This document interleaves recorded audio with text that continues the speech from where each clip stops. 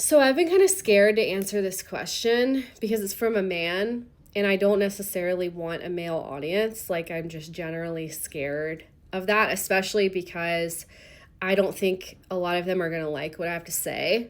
But I'm going to do it anyway. The overall thing I'm going to say, and I'm going to deliver it to you like I would deliver it to estranged parents or to anybody.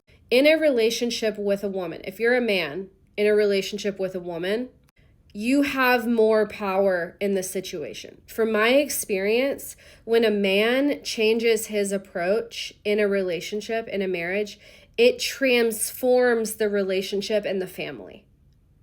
It is not the same way if a woman does that in a family and in a marriage with a man. Like, it's just not. If the woman becomes more mature, if the woman is more validating, that doesn't make everything better. And so I think that's very telling. It's the same thing with parents and children. Not to say it's the same power dynamic at all.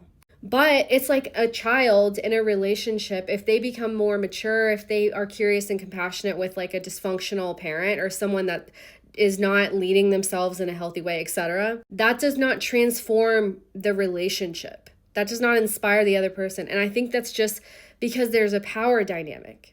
And in heterosexual relationships, if a man is stronger, is bigger, whatever, that's a part of it. Also in society, men get away with a lot more. We know that. So that's the first thing, is that you have a bigger responsibility to manage your anger. Because if you are hostile in your tone, if you're yelling, if you're defensive, if you posture, like if you get your body language is hostile or angry, even what we think to be angry, that's gonna be scary. And so your responsibility is huge in this situation. And so all to say is that if you take a leadership role with feeling your anger, but then being firm and boundaried, because that's all that anger has to be, is being firm and being boundaried. But if you can be that and be curious, compassionate, listening, validating, and all that. The second thing I'll say is that in my experience with men, anger is typically not just anger.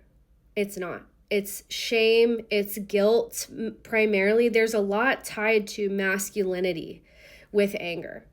So I would be very curious about that. I would be doing you a disservice if I took this at face value, because there are bigger things at play here. And this may be hard to hear, but you need to hear it. You have a bigger responsibility here. And being very curious about your anger and asking yourself if that's all it is very, very important for this health of your relationship and your family.